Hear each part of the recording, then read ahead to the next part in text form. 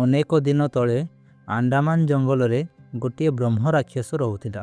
ସେହି ଜଙ୍ଗଲଠାରୁ ଟିକିଏ ଦୂରରେ ଚିକୁଣ୍ଡା ନାମକ ଗୋଟିଏ ଗାଁ ଥିଲା।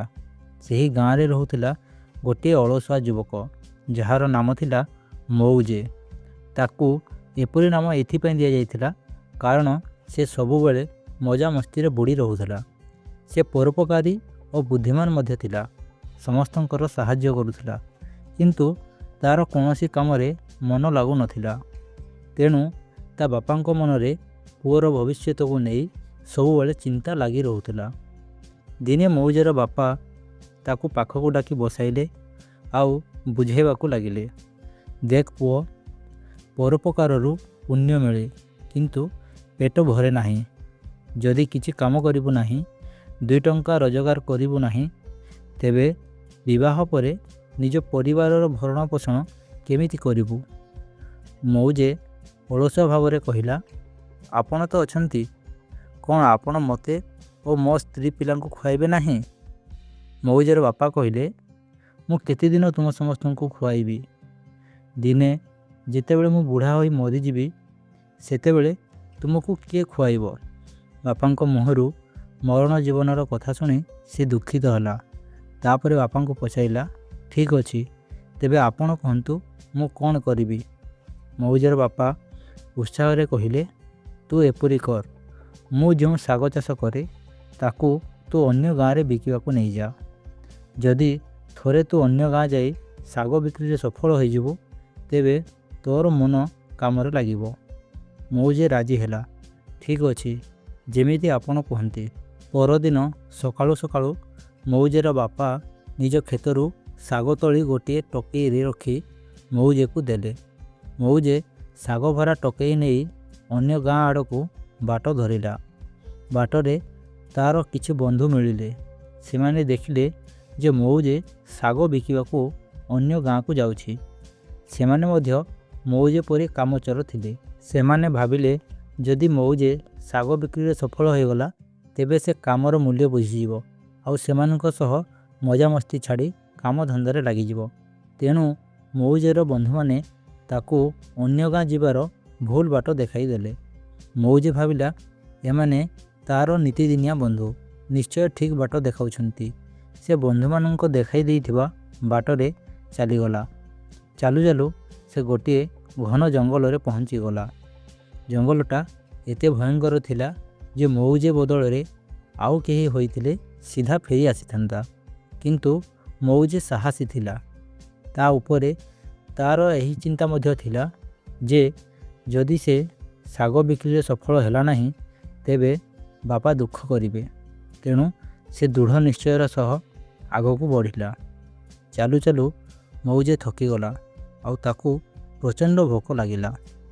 ସେ ଶାଗର ଟୋକେଇ ଓହ୍ଲାଇଲା ଆଉ ନିଜ ଭାତ ହାଣ୍ଡି ଖୋଲି ଭାତ ଖାଇବାକୁ ବସିଲା। ସେତିକିବେଳେ ଜଙ୍ଗଲୀ ଜନ୍ତୁମାନଙ୍କର ଆବାଜ ଶୁଣାଗଲା। ମଉଜେ ଭାବିଲା ଯେ ଏହି ଭୂଇଁରେ ବସି ଭାତ ଖାଇବା ଠିକ୍ ନୁହେଁ।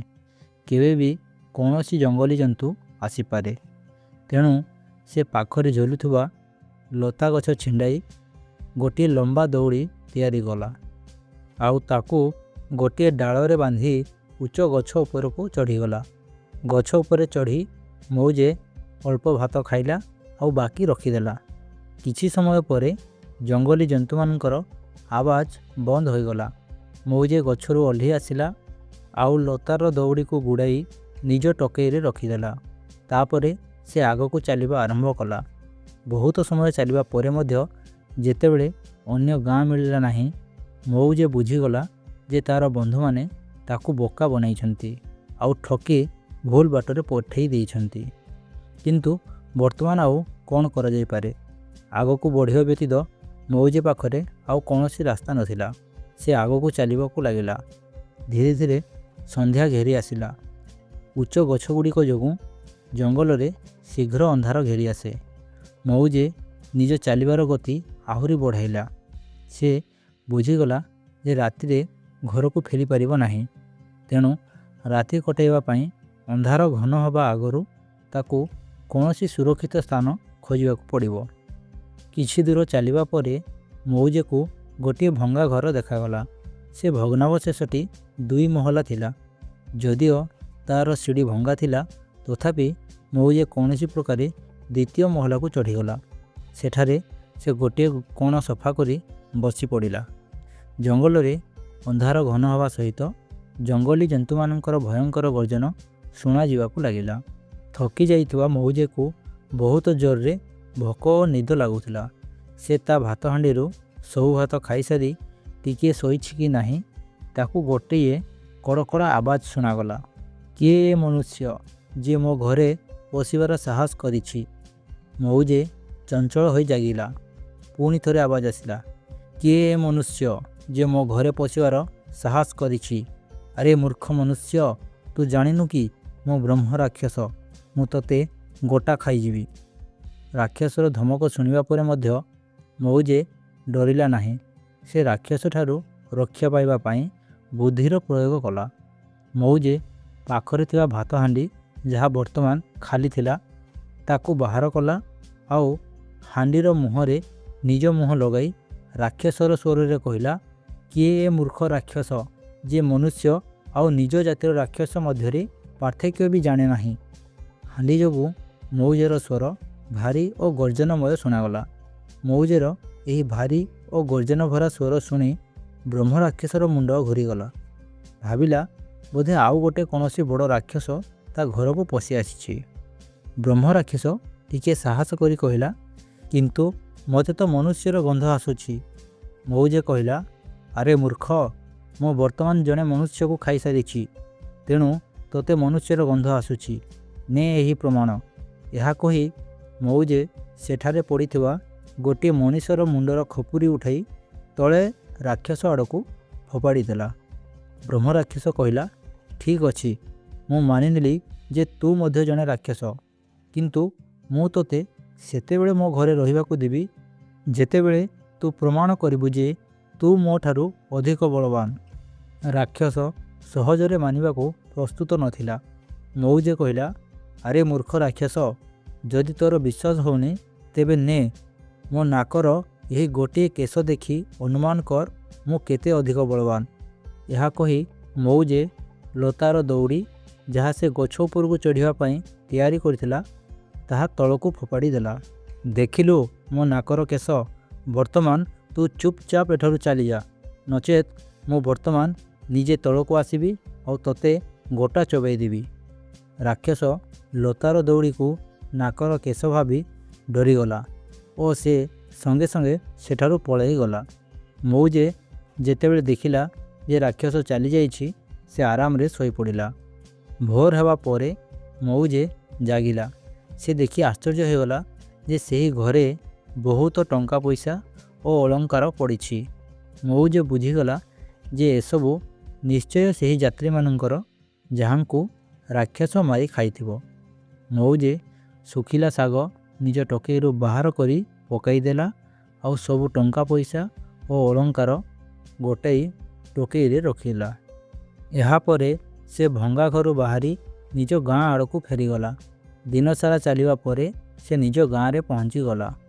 ଗାଁରେ ତା ବାପା ଚିନ୍ତାରେ ଅଶାନ୍ତ ହୋଇ ପଡ଼ିଥିଲେ।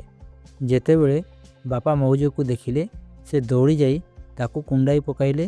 କହିଲେ, ମୁଁ ତୋତେ ବୃଥାଟାରେ ଶାଗ ବିକିବାକୁ ପଠାଇଲି, ତୁ ଯେମିତି ବି ହେଉ ମୋର ପୁଅ।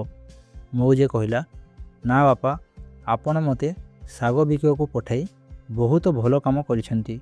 ଦେଖନ୍ତୁ ମୁଁ କ'ଣ ଆଣିଛି। ଏହା କହି ମଉଜେ ନିଜର ଟୋକେଇ ବାପାଙ୍କ ସାମ୍ନାରେ ରଖିଦେଲା। ଟୋକେଇରେ ଟଙ୍କା ପଇସା ଓ ଅଳଙ୍କାର ଭର୍ତ୍ତି ଦେଖି ବାପାଙ୍କ ଆଖି ଫାଟିଗଲା। ବାପା ଚିନ୍ତିତ ହୋଇ ପଚାରିଲେ, ତୁ ଏସବୁ କେଉଁଠୁ ଆଣିଲୁ? କାହାଠୁ ଚୋରି କରିନାହୁଁ ତ? ଏହା ଶୁଣି ମଉଜେ କହିଲା, ନା ବାପା, ମୁଁ କାମଚୋର ହୋଇପାରେ, କିନ୍ତୁ ଚୋର ନୁହେଁ। ଆଉ ବର୍ତ୍ତମାନ ମୁଁ କାମ ଚୋରି ମଧ୍ୟ କରିବି ନାହିଁ, କାରଣ ମୁଁ ବୁଝିଗଲିଣି ଯେ ସ୍ୱାର୍ଥପର ବନ୍ଧୁମାନଙ୍କ ସହିତ ସମୟ ନଷ୍ଟ କରିବା ଅପେକ୍ଷା କାମଧନ୍ଦା କରିବା ଭଲ। ଏହା କହି ମଉଜେ ନିଜ ବାପାଙ୍କୁ ବନ୍ଧୁମାନଙ୍କ ଭୁଲ ବାଟ ଦେଖାଇବାରୁ ଆରମ୍ଭ କରି ରାକ୍ଷସକୁ ଭୟ ଦେଖାଇବା ପର୍ଯ୍ୟନ୍ତ ସମସ୍ତ ଘଟଣା ଶୁଣାଇ ଦେଲା।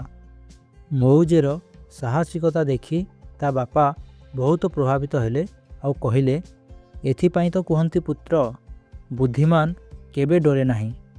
ଏତେ ଧନ ମିଳିବା ପରେ ମଧ୍ୟ ମଉଜେ ଓ ତା ବାପା ଶାଗ ଚାଷ କରି ବିକିବାର କାମ ଛାଡ଼ିଲେ ନାହିଁ। ସେ ଦୁହେଁ ଏକାଠି କାମ କରି ସୁଖରେ ରହିବାକୁ ଲାଗିଲେ। କାହାଣୀ ଭଲ ଲାଗୁଥିଲେ ହ୍ୱାଟ୍ସଆପ୍ ମାଧ୍ୟମରେ ସମସ୍ତଙ୍କୁ ସେୟାର କରନ୍ତୁ। ଭଗବାନ ଆପଣଙ୍କୁ ଖୁସିରେ ରଖନ୍ତୁ। ଧନ୍ୟବାଦ।